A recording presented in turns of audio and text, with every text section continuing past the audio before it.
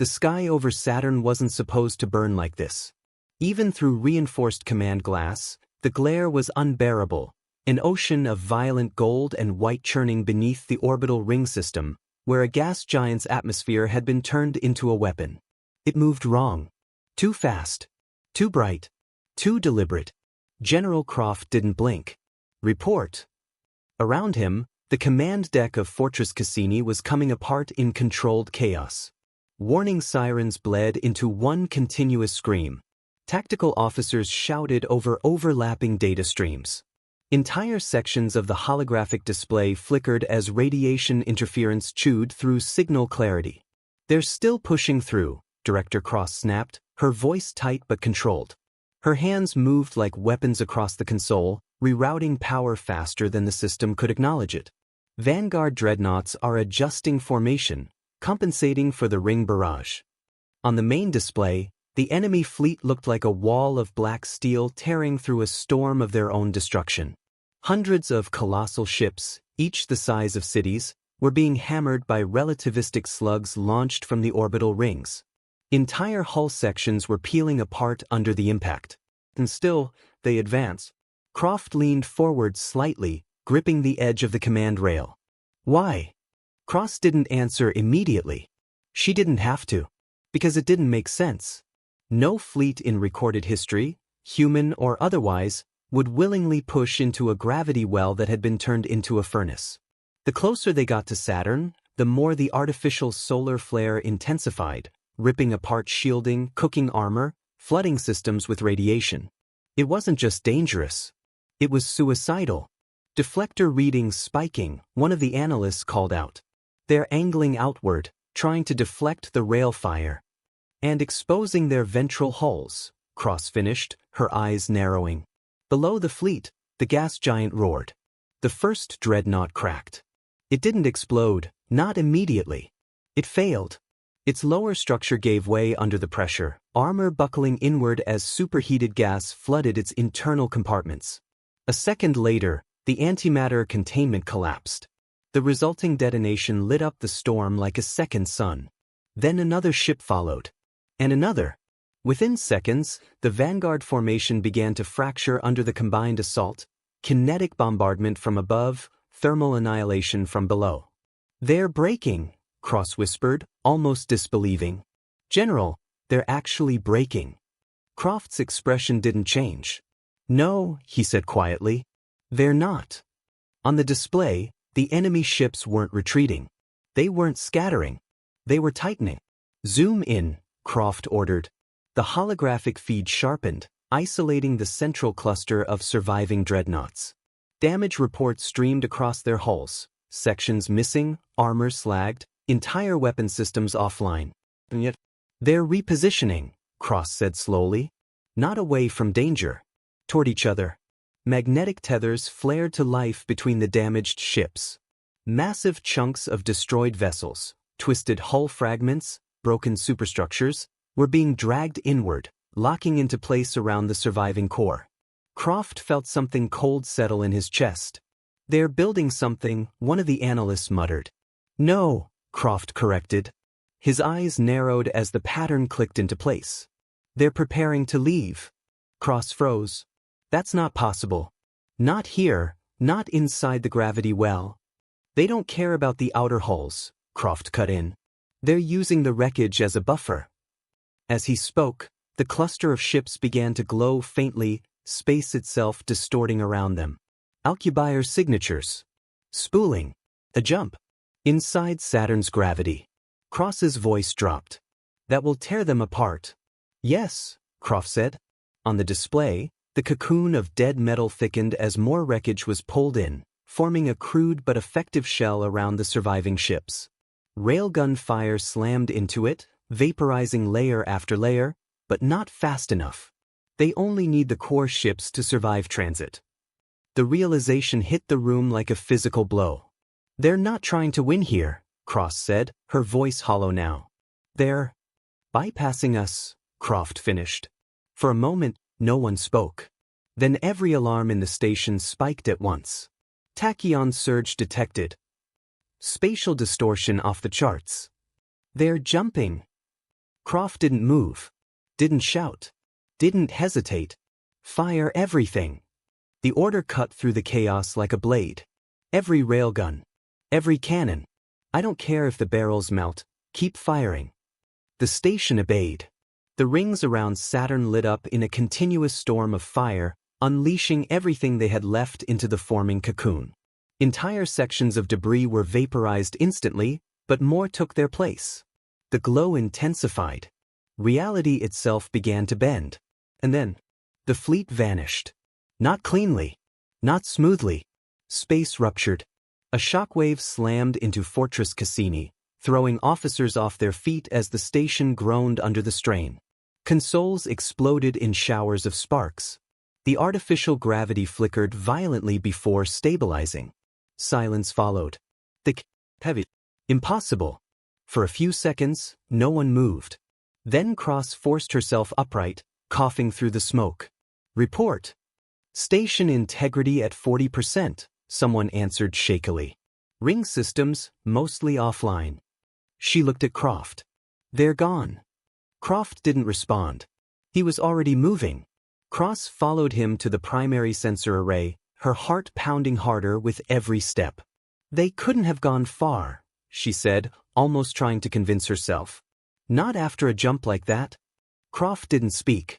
He just activated the deep space tracking. The system lagged, then refreshed, and froze. Cross stared at the data, at the coordinates, at the trajectory, and for the first time since the battle began, she felt real fear. Croft's voice was barely a whisper. God help us. He turned the display toward her. They didn't run. The highlighted point blinked once. Steady. Unmistakable. They skipped the outer system. Cross's breath caught. It was gone. The asteroid belt. Ignored. Her eyes widened as the final destination locked in. No. Croft stared at the screen, jaw tightening. They're not retreating, he said. The room felt suddenly very small. They're already there. A second later, the comms panel lit up. Priority override. Direct channel request from Earth Command. No one reached for it. No one needed to. Because every person in that room already understood what the next transmission would say. And far away, above a quiet blue world that had no idea what was coming, something massive was about to appear. Earth had no idea the war had already reached its doorstep. There were no sirens, no alerts, no global broadcasts warning of extinction. Just a calm, uninterrupted sky stretching endlessly above billions of people who were still living ordinary lives, commuting, arguing, laughing, completely unaware that, far beyond their atmosphere, the last line of defense had already been shattered. Deep beneath the mountains of Colorado, inside Cheyenne Mountain Command, that illusion didn't exist. It hadn't existed for 30 years. Confirm the data. The voice was steady. Too steady. Secretary General Robert Grant stood at the center of the command floor, hands clasped behind his back, eyes locked on the main screen. Around him, dozens of analysts worked in near silence, their movements sharp, precise, like people who had rehearsed this moment their entire lives. Because they had. We're cross-checking across all deep space arrays, one analyst replied, fingers flying across the interface. Signal lag accounted for, trajectory confirmed. The pause. They've breached the inner perimeter. No panic followed. No shouting. Just a subtle shift in the room, as if something inevitable had finally arrived. Grant didn't react immediately. How many? The answer came after a fraction too long. 300 confirmed capital-class signatures. Another pause. All Omega level. That got a reaction. Not outwardly. Not visibly. But the air changed. Because everyone in that room knew exactly what that meant. Not scouts. Not an advance force. Execution units. Grant slowly exhaled. And Saturn. Silence flickered across the command floor. Fortress Cassini is still transmitting, but barely. Ring systems are offline. They held as long as they could. Past tense. Grant gave a single, almost imperceptible nod. Understood. On the main display, the solar system map shifted. Defensive layers, carefully constructed over decades, lit up in sequence. Outer system, gone. Mid-system, bypassed. Inner defense grid, untested. All of it had been designed under one assumption: that the enemy would fight their way in. They hadn't. They sacrificed mass to gain position, a strategist murmured. They didn't try to win the outer battle. They tried to skip it, another finished. Grant's gaze remained fixed on the display. They learned, he said quietly. That was the real problem. Not the fleet. Not the weapons. The intelligence behind it. For 30 years, humanity had built its defenses based on projections, models of how an advanced enemy would behave. Every scenario, every contingency, every fallback had been calculated. No. They just rewrote the rules, someone whispered. Grant finally turned. Bring up orbital tracking. The display shifted again, this time zooming inward. Blue. Fragile. Peaceful. For a moment, it looked untouched. The sensors screamed. They're dropping out of warp. Where? Lunar orbit. The screen exploded with new data as space itself distorted just beyond the moon's trajectory. Massive gravitational anomalies spiked off the charts. And then they appeared. 10, 50, 300. Colossal black shapes tearing themselves back into reality, their hulls scorched, broken, bleeding atmosphere, but still intact where it mattered. Still alive. Still armed. Grant didn't blink. They made it. Around him, the command center finally cracked. Those things came through Saturn's gravity well? That should have torn them apart. How are they still operational? They don't need to be operational, Grant said. The room fell silent again. They just need to fire once. As if on cue, the sensor grid updated. Energy signatures rising. Rapidly. They're charging weapons, an analyst said, voice tight. Thermal bore systems, planetary scale. Another voice, sharper now. They're locking onto tectonic fault lines. That was new. Grant's eyes narrowed slightly. Explain. If they fire into the crust at those coordinates, the analyst swallowed. They won't just destroy cities. The pause. They'll destabilize the entire planet. No one spoke after that. Because there was nothing left to say. This wasn't an invasion. It was an occupation. It was eradication. Efficient. Final. Grant looked at the screen, at the 300 ships hovering just beyond Earth, their weapons building toward critical mass. For 30 years, humanity had prepared for this exact moment. 30 years of secrecy, of sacrifice, of turning an entire civilization into something else. Something harder. Something colder. Something ready. Slowly, he turned his head. Status of global panic? One of the communications officers hesitated. Rising. Civilian networks are picking up visual confirmation. Major population centers reporting unidentified objects in the sky. Grant nodded once. Good. The officer blinked, confused, but said nothing. Grant stepped forward slightly, his voice calm, controlled, absolute. Let them see. No one questioned it. Because this, too, had been planned. Fear wasn't the enemy. Not anymore. On the screen, the alien fleet reached peak charge. 300 weapons, each capable of cracking continents, aligned in perfect synchronization. The analysts watched in silence. The officers held their breath. The world above remained unaware of how close it was to ending. Grant didn't look away. Signal Admiral Kinsley. The beat. Tell him. His voice didn't rise. Didn't change. But something in it shifted, something final. The sky is about to fall. Across the globe, shadows began to stretch unnaturally across cities. People looked up. Phones dropped from hands. Cars slowed. Voices faded. Because above London, Washington, Tokyo, entire continents, something vast had just blocked out the sun. And for the first time, humanity finally saw its executioners. For exactly 3 seconds, humanity froze. Not metaphorically. Not emotionally. Physically. Across every continent, in every city, on every street, people simply stopped. Because the human brain was not built to process what it was seeing. Ships. Not planes. Not satellites. Not anything remotely familiar. These were structures. Impossible structures. Stretching for kilometers, blotting out the sky with jagged silhouettes that seemed less engineered and more grown. Their surfaces pulsed faintly, like something alive beneath metal, faint streams of heat rippling across their hulls as they stabilized in Earth's orbit. Above New York City, one of them hung so low it cast a shadow across the entire skyline. Glass towers dimmed. Streets fell into an artificial dusk. A child pointed upward. "Mom, what is that?" No answer came. Because no one knew. Above London, people flooded out of buildings, drawn by instinct more than awareness. Thousands gathered in open streets, necks craned, eyes wide, staring at the impossible geometry hovering silently overhead. There were no engines. No visible propulsion. Just presence. Heavy. Absolute. Above Tokyo, trains slowed to a halt midline. Conductors abandoned protocols.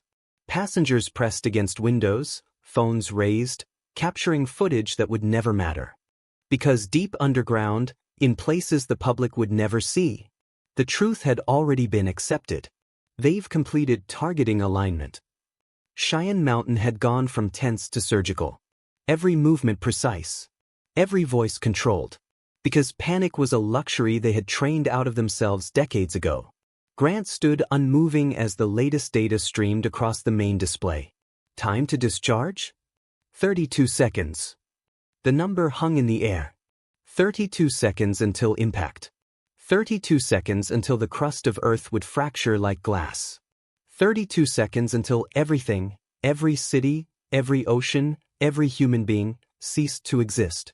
Grant spoke calmly. Begin final protocol. No hesitation. No questions. Across the command center, a single command chain activated.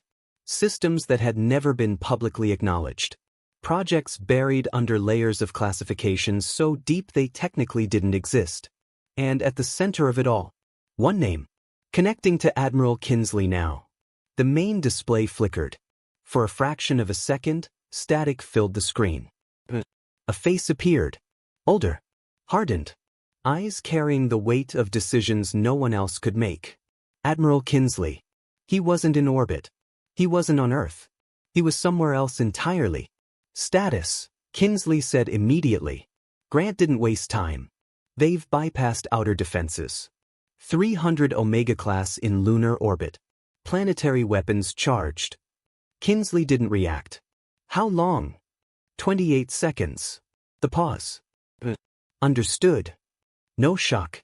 No disbelief. Just confirmation. Because unlike the rest of the world, he had known this moment was coming. Grant's voice lowered slightly. They adapted faster than projections. Kinsley gave a faint nod. They always do. Another beat passed. Then Grant said the words that had been waiting for 30 years. We're authorizing release. For the first time, just briefly, Kinsley's gaze shifted. Not hesitation. Not doubt. Just acknowledgement of the line being crossed. Confirmed, he said. And just like that, humanity changed. Back on the surface, the countdown continued. 15 seconds. Above Paris, people had begun to scream. Not because the ships moved. Not because they fired. But because something deep, instinctual, something ancient, recognized what their minds could not yet comprehend. Predators. Above Dubai, the sunlight fractured through the massive hull overhead, casting distorted reflections across glass towers, turning the entire skyline into something surreal, unreal, like the world had already begun to break apart. Phones kept recording. Live streams flooded the internet. Millions watched. Billions soon would. And in Cheyenne Mountain?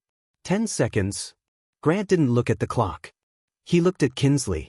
All systems green, an officer confirmed. Awaiting your command, Admiral. For a moment, everything slowed. The noise. The tension. Even time itself seemed to hesitate. Kinsley leaned slightly forward. His voice was quiet, steady, final. Execute. No dramatic pause. No countdown. Just a single word. And then, Earth responded. Not with explosions. Not with missiles.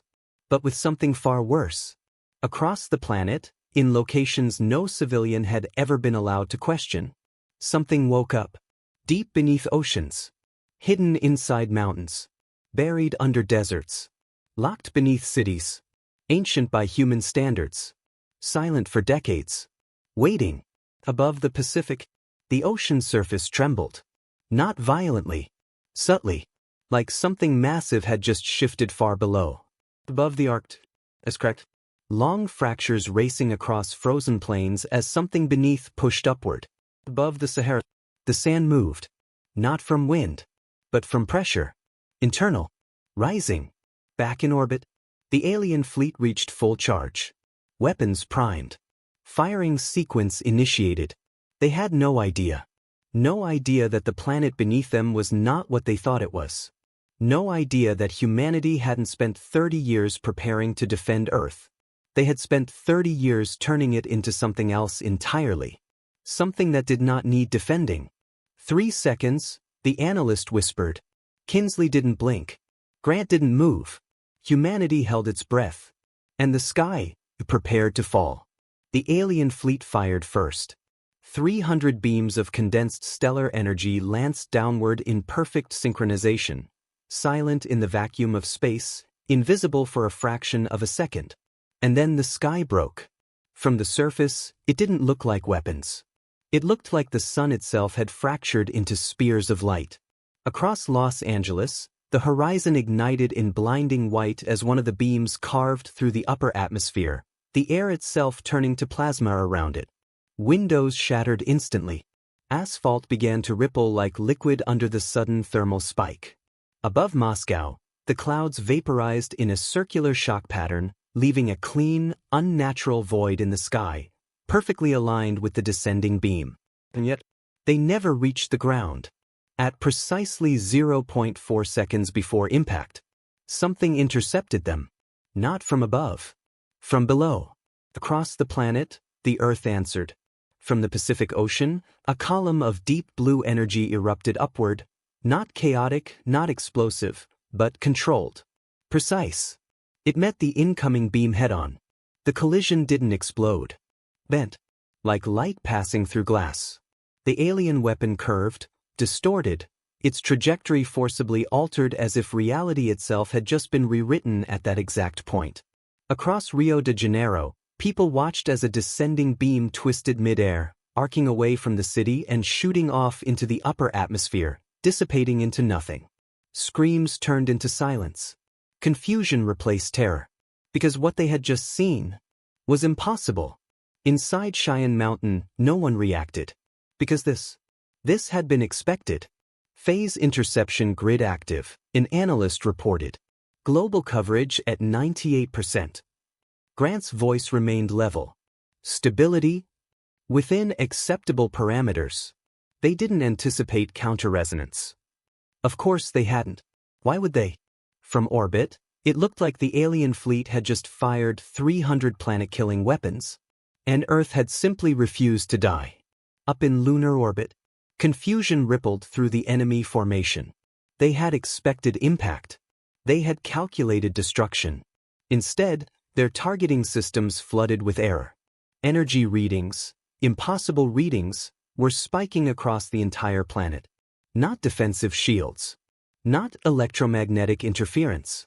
Something else. Something deeper. They're recalibrating, a strategist said. Attempting second strike.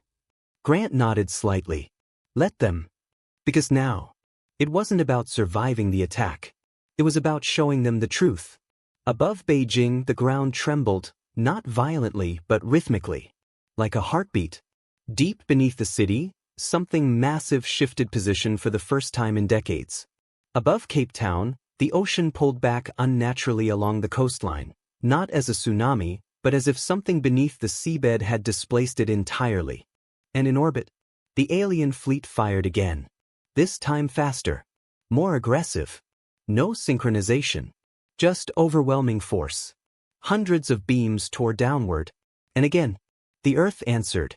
But this time, it didn't just deflect. It adapted. The interception grid shifted in real time, energy nodes repositioning beneath the crust, redirecting incoming strikes with increasing efficiency.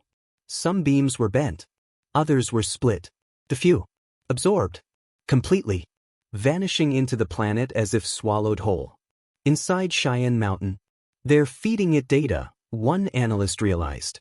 Every shot they take is making the system stronger. Grant didn't smile, but there was something close to it in his eyes.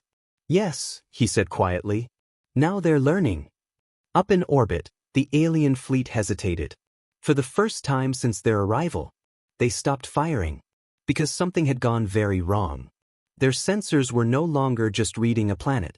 They were reading a system, a structure, a network spanning the entire globe, integrated at a level that should have been impossible for a species like humanity. What they had assumed was a primitive world was anything but. Back on the surface, people were still staring at the sky, still trying to understand. Because the fear hadn't disappeared. It had changed. Moments ago, they had been looking up at something that was about to kill them. They were looking up at something that had tried and failed. Across New Delhi, a man lowered his phone slowly, his voice barely above a whisper. They couldn't. He didn't finish the sentence. He didn't need to. Because everyone was thinking the same thing. If something could survive that, what exactly had humanity become? Back in Cheyenne Mountain, the room remained steady, focused, controlled. Because the real moment hadn't happened yet. Grant turned slightly toward the main display. Prepare for counterphase. An officer nodded, awaiting Admiral authorization. On the screen, Kinsley's face remained unchanged. Cold. Certain. For 30 years, humanity had built defenses. But that was never the end goal. Because defense alone doesn't end a war. Kinsley leaned forward slightly. Bring them closer. Grant didn't hesitate. Executing. Across the globe, the interception grid shifted again. But this time, subtly, carefully. The next wave of incoming beams wasn't deflected as aggressively. Instead, they were guided, pulled, drawn into specific vectors. From orbit, it looked like weakening resistance. Like failure. Exactly as intended. They're advancing, an analyst confirmed. Closing distance to optimize firing angles. Grant nodded once. Good. Because now, they were exactly where humanity wanted them. The alien fleet moved inward, tightening formation around Earth, preparing for a final, decisive strike. They believed they were adapting. They believed they were winning. They had no idea. They had just stepped into the kill zone. Kinsley's voice cut through the silence. Phase 2. The pause.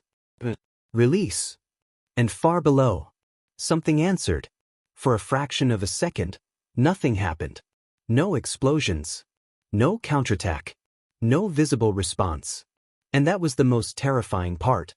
Because 300 alien warships, each capable of ending civilizations, hung in low orbit, weapons primed, waiting for resistance. And the planet beneath them went completely still. Inside Cheyenne Mountain, every eye was locked on the data streams.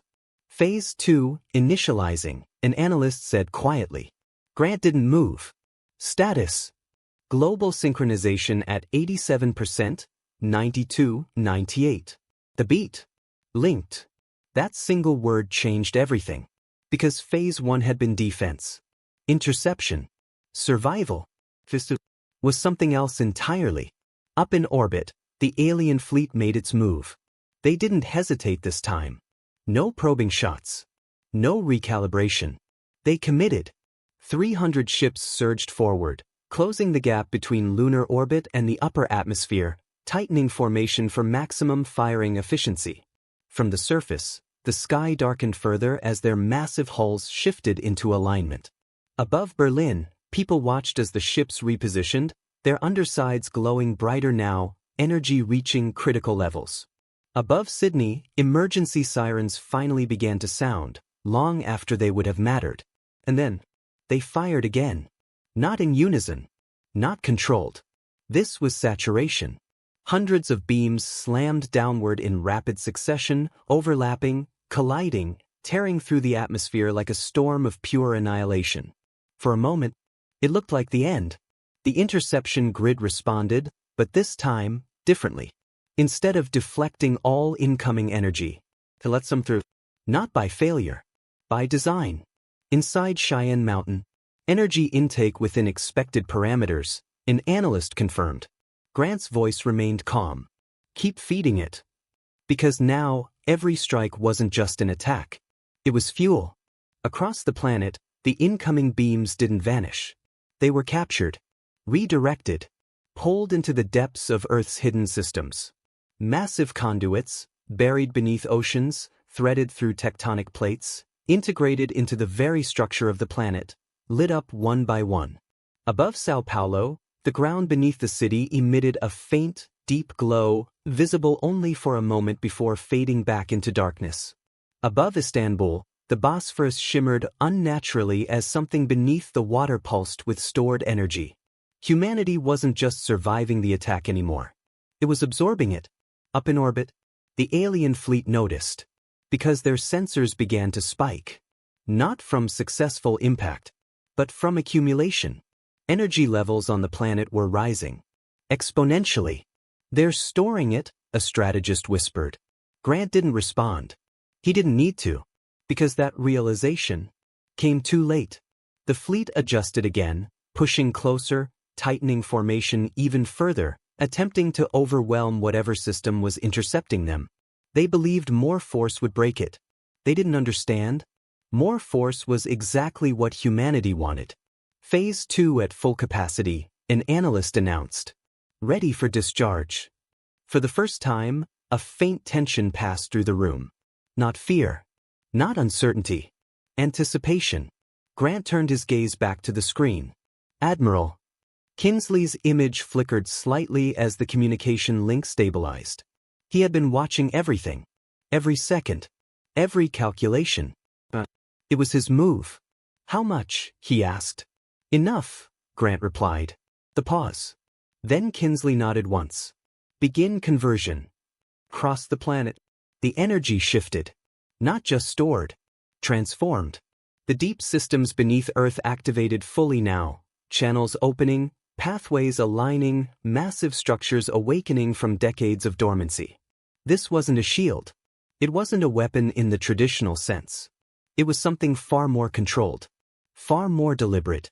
Above Cairo, the desert floor trembled as a faint line of light traced across the sand, extending for miles before disappearing beneath the horizon. Above Mexico City, buildings vibrated subtly as the ground below shifted, not breaking, not cracking, but adjusting. Like a system coming online. Inside Cheyenne Mountain, conversion complete. Grant didn't hesitate. Targeting. Locked. Range. Global. That was the difference. The alien fleet had come with 300 weapons. Humanity had turned an entire planet into one. Up in orbit, something changed. Not visibly. Not immediately. But every alien sensor lit up at once. Because suddenly, every point on Earth became a source. A node. The threat. 300 ships. One planet. And for the first time since their arrival, the balance shifted. Kinsley's voice came through, quieter now. Colder. Let them see it. Grant gave the order. Release Phase 2. For half a heartbeat, nothing happened. The Earth fired. Not beams. Not missiles. But lines. Perfectly straight, impossibly fast lines of energy that erupted from the surface at hundreds of points simultaneously. From oceans. From deserts. From mountains. From places no one had ever suspected. Above Toronto, a streak of white light shot upwards so fast it seemed to erase the sky itself. Above Seoul, another followed, silent, precise, unstoppable. From orbit, it looked like the planet had suddenly grown teeth. And every single one of them was aimed outward. The alien fleet reacted instantly. Too late. The first wave of energy strikes reached them before their systems could fully respond. One ship, then another, then dozens. Hit. Not destroyed. Not exploded. But pierced. Cleanly. Directly through their cores. Their shields didn't fail.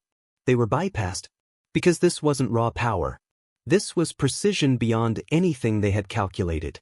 Inside Cheyenne Mountain, direct hits confirmed. Structural failures across multiple targets. Fleet cohesion dropping. Grant didn't raise his voice. Continue. Because this wasn't retaliation. This wasn't defense. This was something far more dangerous. This was control. Up in orbit, the alien formation broke for the first time. Ships pulling back. Repositioning. Trying to understand what they were facing. But every movement, every adjustment, was already being tracked. Already predicted. Already countered. Because 30 years ago, humanity had realized something critical. They could never match an advanced alien civilization in numbers. They could never outproduce them. They could never out-expand them. So they didn't try. They did something smarter. They made sure that any enemy who came to Earth would never leave. The alien fleet tried to retreat. That was the first real sign they understood. Not confusion. Not hesitation. Fear. Up until now, every movement they had made carried the certainty of superiority, calculated, efficient, absolute. Even when their attacks failed, they adapted forward, pressing closer, applying more force. But they were pulling back. Formation broke completely as dozens of ships altered trajectory at once, engines flaring to life for the first time since their arrival. Massive gravitational distortions rippled outward as they attempted to create distance, trying to regain the advantage of range, trying to escape the planet. Inside Cheyenne Mountain, the shift was immediate. They're disengaging, an analyst confirmed. Grant's expression didn't change. Vector? Multiple. No unified retreat pattern. They're scattering. Of course they were. Because whatever controlled them, whatever intelligence sat behind that fleet, had just realized something critical. This wasn't a battlefield anymore. It was a trap. Grant's voice was calm. Do not pursue. A few heads turned. Not in confusion, but in instinct. Because every military doctrine humanity had ever followed screamed the opposite. An enemy retreats, you chase. You finish it. You end it. But this wasn't a human war. Grant continued, precise and controlled. Maintain perimeter lock. Because the goal had never been to push them away. It was to make sure they couldn't leave. Up in orbit, the alien ships accelerated, pulling outward in every direction, trying to break free of the engagement zone. And that's when it happened. The first ship hit the boundary. There was no explosion. No visible barrier. A distortion. Space itself bent. The ship's forward momentum collapsed instantly, like it had slammed into something that didn't exist. Its structure compressed along the front edge, not from impact, but from resistance at a level their materials couldn't handle. For a fraction of a second, the ship flickered, then snapped backward, tumbling out of control. Contact confirmed, an analyst said. Perimeter field holding. Across the command center, data streams spiked as more ships reached the edge. And one by one, they failed. Some bounced. Some twisted violently as their own propulsion systems fought against the unseen constraint. The few didn't survive the interaction at all. Their hulls folded inward under impossible stress, collapsing into themselves before fragmenting into silent debris. Up in orbit, panic spread through the alien fleet. Because now, there was no direction left to run. Every vector, every escape trajectory. But not by ships, not by weapons, but by something far more fundamental. The space around Earth was no longer normal. Inside Cheyenne Mountain, gravitational lattice fully stabilized, an analyst reported. Escape velocity artificially increased beyond their propulsion limits. Grant gave a slight nod. Lock it. That single command sealed it. Across the planet, the hidden systems shifted again, reinforcing the invisible structure that now surrounded Earth. A cage, not made of matter, but of controlled physics itself. They hadn't just weaponized the planet. They had weaponized the space around it. Up in orbit, the alien fleet realized it all at once. Their movements changed instantly. No longer trying to flee, but trying to survive. They're regrouping, another analyst said. centralizing formation near equatorial orbit. Grant watched the display carefully. They're looking for a weak point. They won't find one, someone muttered. Grant didn't respond.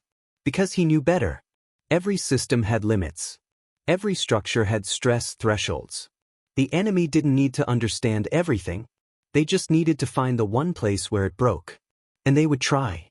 Because that's what intelligent enemies did. Energy signatures rising, the analyst continued. They're consolidating power, possibly attempting a focused breach. There was. Instead of scattering their fire, they were going to combine it. One point. One strike. Everything they had. Grant exhaled slowly. Good. A few officers glanced at him.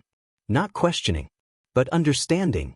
Because this was the final test. The system held. The war was over. If it didn't, nothing else would matter. Up in orbit, the alien fleet completed its formation. 300 ships, now tightly clustered, their energy outputs synchronizing for the first time since the battle began. Not scattered fire. Not chaotic assault. This was precision. Purpose. Desperation turned into strategy. From the surface, it looked like a second sun forming in the sky. Above Buenos Aires, the light grew so intense people had to shield their eyes. Above Bangkok, the sky pulsed with a low, vibrating hum that could be felt in the chest. Inside Cheyenne Mountain, all ships converged. Single-point discharge imminent. Grant looked at the screen. At the cluster. At the energy building to levels that even their systems had never fully been tested against. Impact point. Directly above the equator. They're aiming at the lattice core. Of course they were. Even without full understanding, they had found the center. Grant turned slightly. Reinforce all nodes. Already done. Then we hold. Simple words. But they carried the weight of everything. Up in orbit, the alien fleet fired. Not 300 beams. Not separate strikes. What? A single, concentrated stream of energy forged from the combined output of their entire fleet. It didn't descend like the others. It didn't scatter. It cut. Straight toward the planet. Straight toward the invisible boundary that now defined the battlefield. For a moment, nothing happened. But the lattice appeared. Not fully. Not visibly.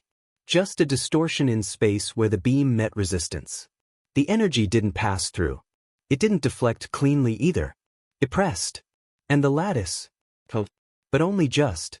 Inside Cheyenne Mountain, stress levels rising. Node saturation at 85%. 90.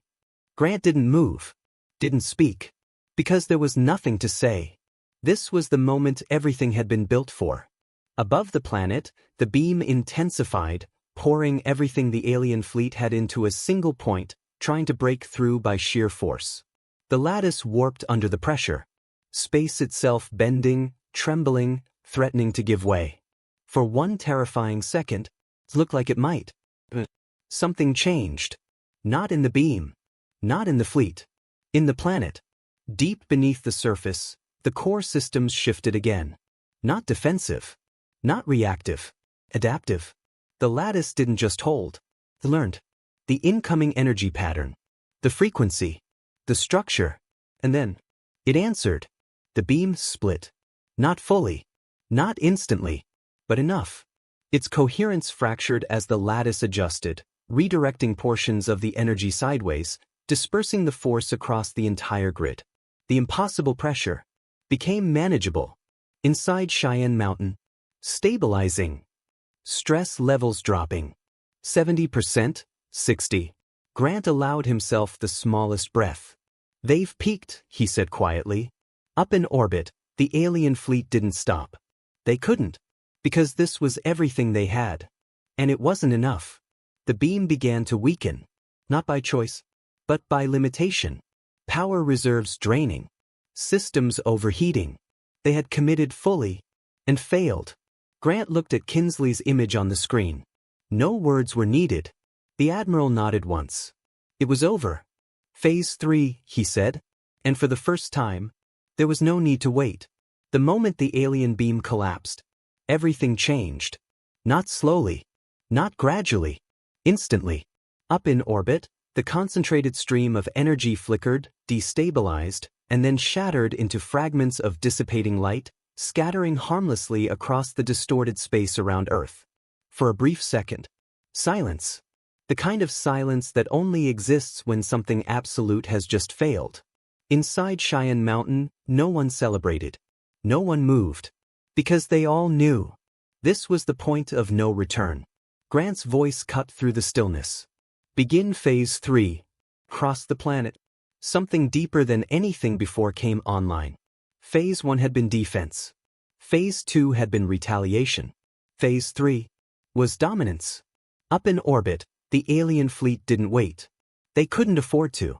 The moment their primary attack failed, their ships reacted with brutal efficiency, splitting formation again, attempting to spread out, to avoid presenting a single target. But the difference now was that they were no longer dictating the battle. They were reacting. And humanity wasn't giving them time. They're dispersing, an analyst reported. Attempting evasive vectors. Grant nodded once. Predict trajectories. Already done. That was the problem. Every movement the fleet made had already been calculated. Because Phase 3 wasn't just a weapon. It was a system that had been fed every possible scenario for 30 years. And now, it was finally being allowed to act. Across the surface of Earth, the previously activated energy nodes shifted again, but this time, they didn't fire immediately. They aligned. Each one adjusting position, angle, output, not independently, but as part of a single, unified intelligence. Above Madrid, a faint geometric pattern appeared in the sky for a fraction of a second, barely visible, like lines connecting invisible points across the atmosphere. Above Jakarta, the air shimmered unnaturally as the grid recalibrated, locking onto targets that were no longer stationary. Inside Cheyenne Mountain, targeting complete, an analyst said. Grant didn't hesitate. Execute. Up in orbit, the first ship tried to accelerate out of the engagement zone. It didn't make it far.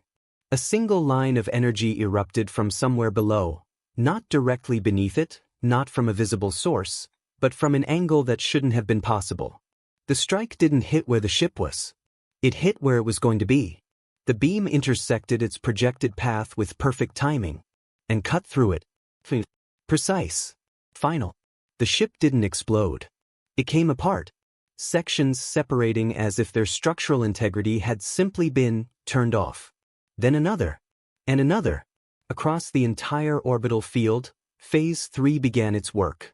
Not as a barrage. Not as overwhelming force. But as execution. Each strike calculated.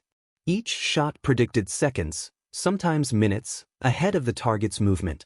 The alien fleet reacted instantly. Evasive maneuvers intensified. Ships changed vectors erratically, attempting to break predictive targeting.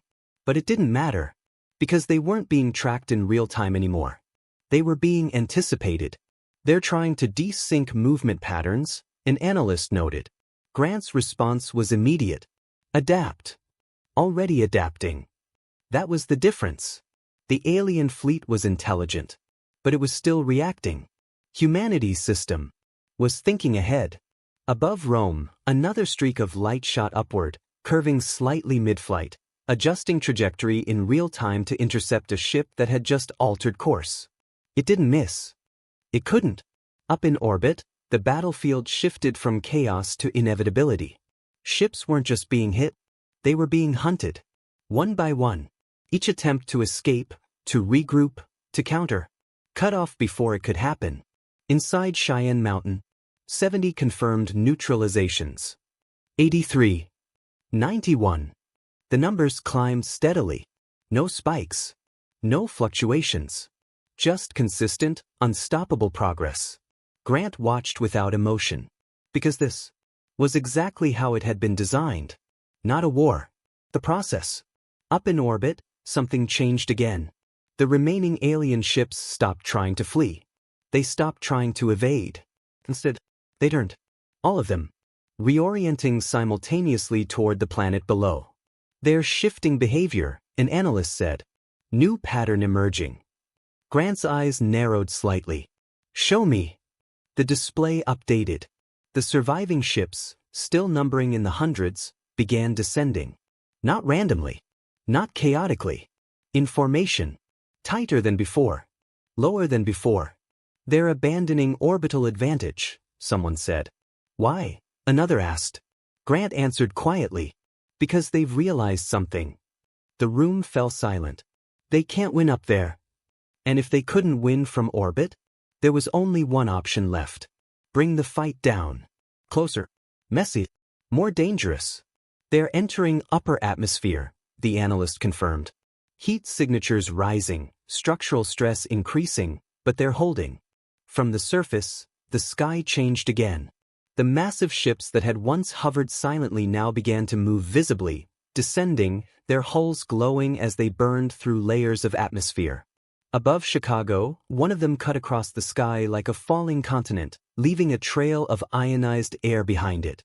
Above Manila, another followed, lower this time, close enough that its surface details became visible. And what people saw was not reassuring, because up close, these weren't just ships. They were war machines, built for environments far harsher than space.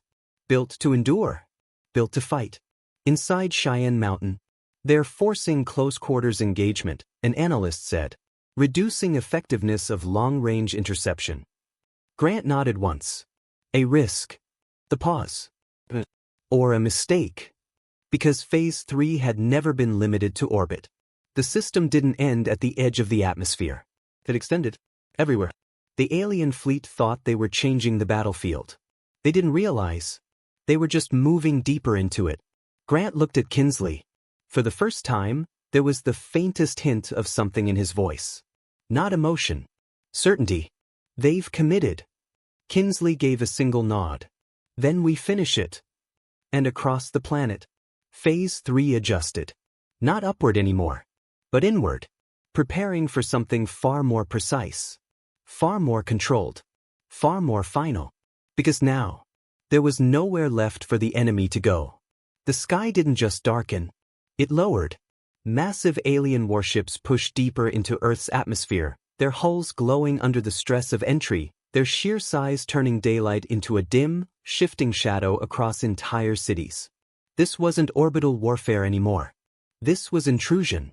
And for the first time since the invasion began, humanity and the enemy were sharing the same space. Too close. Way too close. Above Tokyo, one of the descending ships stabilized its altitude, hovering just beneath the cloud layer. Its surface shimmered as segmented armor plates shifted, locking into a new configuration. It fired. Not a beam from orbit. Not a distant strike. But a direct, horizontal blast. The energy carved across the sky and slammed into the outskirts of the city, tearing through infrastructure with terrifying precision. Buildings collapsed in sequence, not randomly, but systematically, as if the weapon was targeting structural weak points. Inside Cheyenne Mountain, they're engaging ground targets, an analyst reported. Precision strikes, high-value infrastructure first. Grant didn't react immediately. He watched. Calculated. Because this was the scenario Phase 3 had been waiting for. They're trying to destabilize population centers, Kinsley said quietly. Force chaos. Break coordination. Grant nodded. Which means they're desperate. Up until now, the alien fleet had operated with overwhelming control. Distance. Superiority. But they were improvising. And improvisation created openings. Across the planet, more ships followed the same pattern. Above Paris, a second vessel dropped lower than the first, almost reckless in its descent. Its weapons activated instantly, targeting power grids, communication hubs, transit arteries. Not random destruction. Calculated disruption. Above Sao Paulo, another ship unleashed a sweeping arc of energy across the skyline, not to destroy everything, but to cripple movement, to trap, to isolate. They're fragmenting response capabilities, an analyst said. Classic divide and collapse strategy. Grant exhaled slowly. They're thinking like us now. That wasn't a compliment. It was a warning. Because if the enemy had adapted, then Phase 3 needed to evolve faster. Shift targeting priorities, Grant ordered. From fleet elimination to surgical removal. There was a brief pause. Then understanding hit the room. They weren't going to destroy everything in the sky anymore. They were going to dissect it, piece by piece. Above Cairo, one of the alien ships fired again, this time aiming directly at a dense civilian district. The beam never landed. Mid-flight, it vanished. Intercepted. Not by a single strike, but by 3. Thin, almost invisible lines of energy converged from different angles, intersecting the alien beam at precise points, destabilizing it before it could reach the ground. The sky flickered, and then cleared. Inside Cheyenne Mountain. Interception successful. Grant didn't look satisfied. Source. Distributed nodes. Multiple continents. Coordinated firing solution. That was new. Phase 3 wasn't just predicting enemy movement anymore. It was intercepting enemy intent. Before impact. Before consequence. Above New York City, something even more aggressive happened. An alien ship attempted to adjust its position, sliding laterally to line up another ground strike. It never finished the movement. A focused beam hit one of its propulsion nodes, not destroying the ship, just disabling that one section. The massive craft tilted violently, its balance compromised. Then a second strike hit another node. Then a third. Each one targeted. Each one intentional. The ship didn't explode. It lost control. And began to fall. Slowly at first. Then faster. Controlled destabilization, an analyst whispered. Grant's voice was calm. Less energy. More efficiency. Because destroying a ship took power. But making it destroy itself cost far less. The falling vessel burned as it dropped, its structure failing under gravity and damage. It crashed far outside the city, a distant impact that still shook the ground miles away. Across the globe, the pattern repeated. Not overwhelming force. Precision dismantling. Above Istanbul, a ship lost its weapon systems one by one before being left drifting, harmless. Above Los Angeles, another had its navigation crippled, forced into a high-altitude stall. Above Mumbai, an entire squadron found itself blinded, sensor arrays disabled simultaneously, leaving them effectively blind in hostile airspace. Inside Cheyenne Mountain, they're losing cohesion, an analyst reported. Command structure degrading. Grant watched the shifting data. They pushed too close. Kinsley folded his arms. And now they can't pull back. Because retreat required coordination. And coordination was exactly what Phase 3 was dismantling. Up in the atmosphere, the remaining alien ships began to react again. But this time, it wasn't aggression. It was hesitation. For the first time since they arrived, they didn't know what to do. Every move they made was countered before it completed. Neutralized before impact. Every adjustment anticipated before execution. They're stalling, someone said. Grant shook his head slightly. No. The pause. They're realizing. And that realization was worse than defeat. Because defeat meant you tried and failed. Meant you never had a chance. Above Berlin, one of the largest remaining ships powered down its primary weapons. Not destroyed. Not disabled. Voluntarily. Inside Cheyenne Mountain, the room went still. Did we hit it? An analyst asked. No, another replied. It shut down. More ships followed. One by one. Weapons going offline. Engines reducing output. Not surrender. Not yet. But something close. Grant stared at the display. Then spoke quietly. They understand now. Kinsley looked at him. Understand what? Grant didn't look away from the screen. That this isn't a battle. A beat passed. It's an outcome. And high above Earth, the invaders, for the first time, had nothing left to fight with, and nowhere left to run. For a few long seconds, nothing happened. No new attacks. No countermeasures. No desperate last strikes. Just silence hanging over a battlefield that had been burning moments ago. Across the skies of Earth, the alien ships remained suspended, damaged, disabled, or simply still. Waiting. Inside Cheyenne Mountain, no one spoke. Because this was the most dangerous moment of all. Not the attack. Not the defense. But the decision. Status, Grant said quietly. 80% of hostile fleet combat ineffective, an analyst replied. Remaining units are powered but inactive. No active targeting locks. Kinsley narrowed his eyes. They're not gone. No, Grant agreed. They're thinking. And that made them dangerous. Because an enemy that stops firing is either defeated or choosing its next move very carefully. Across the planet, people looked up at the sky, at the massive ships hovering above their cities, no longer striking, no longer advancing. Above London, one of the largest vessels dimmed its weapon arrays completely, its once glowing structures fading into a cold metallic gray.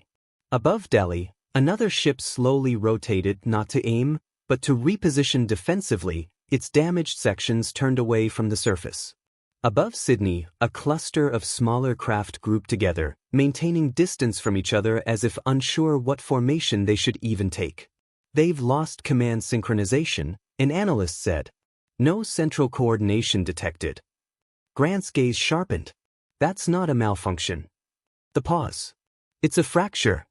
The alien fleet had operated like a single organism. But it was acting like separate pieces.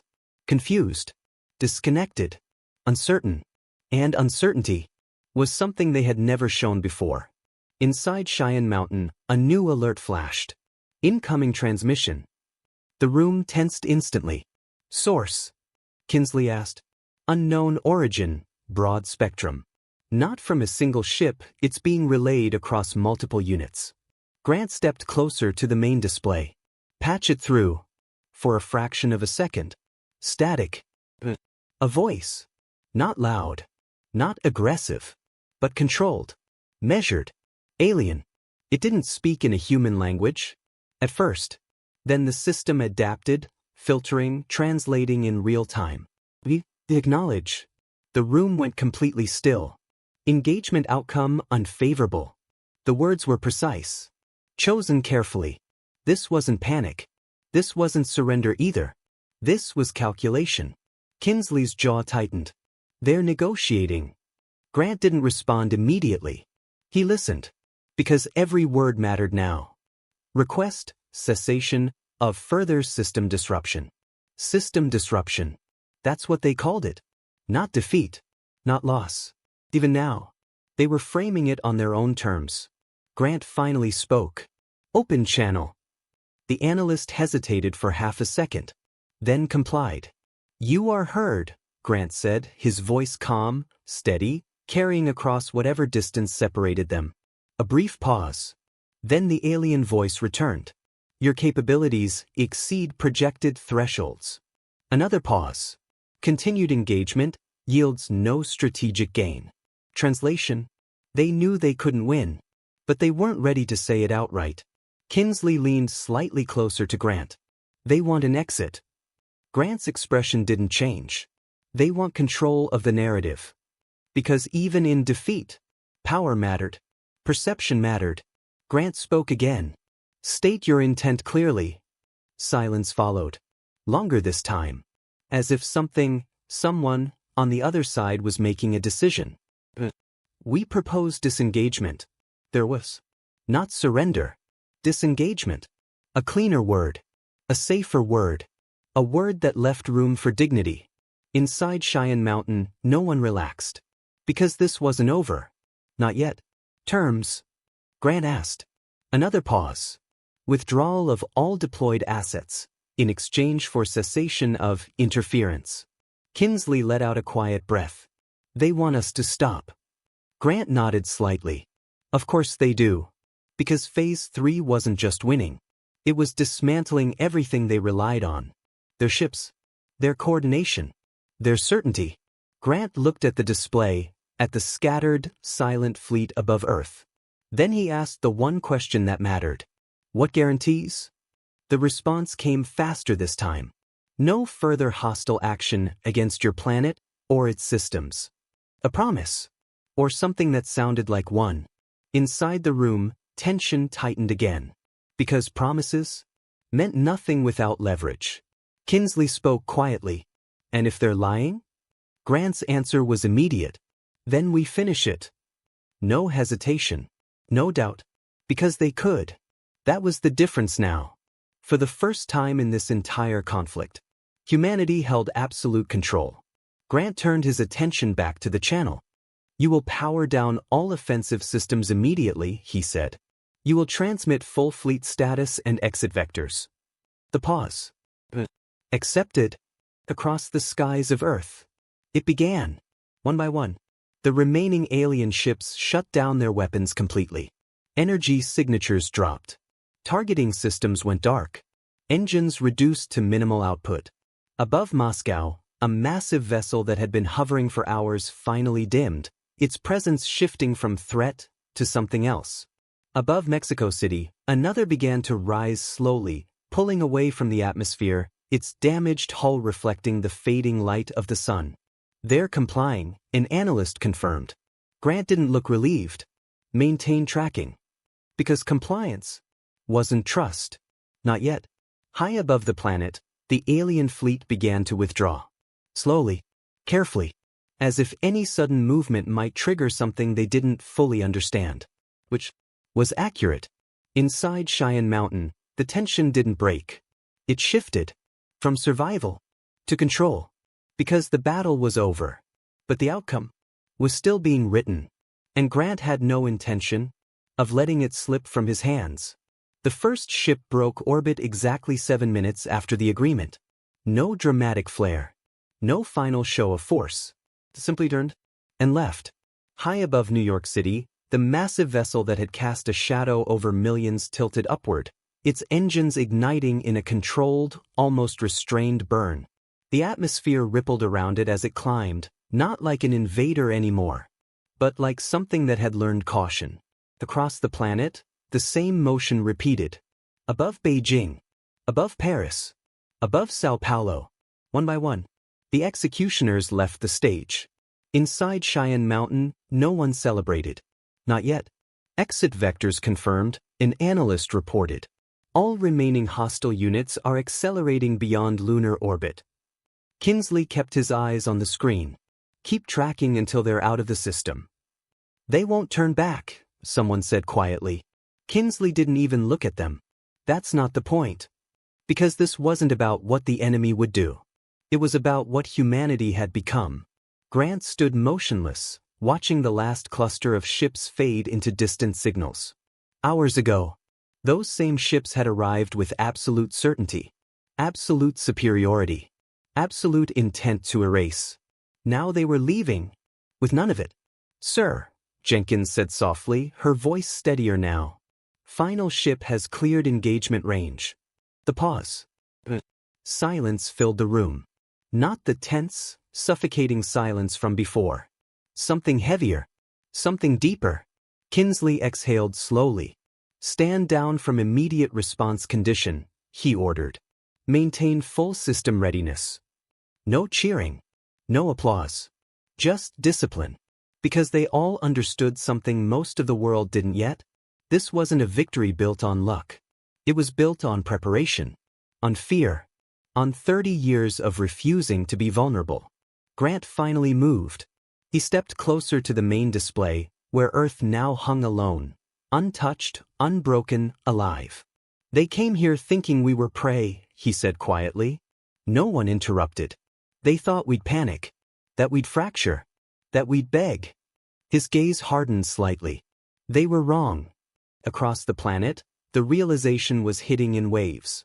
In Tokyo, people who had been bracing for impact now stood frozen in the streets, staring at an empty sky. In Cairo, prayers turned into stunned silence as the shadows vanished. In Berlin, emergency sirens slowly died, replaced by something unfamiliar. Relief. But inside the command center, relief wasn't enough. Because they had seen the truth. Not just about the enemy, but about themselves. Kinsley stepped beside Grant, arms behind his back. They'll go back, he said. Grant nodded once. They will. They'll rebuild. Another nod. They always do. A brief silence passed between them. Then Kinsley asked the only question that mattered now. So what do we do? Grant didn't hesitate.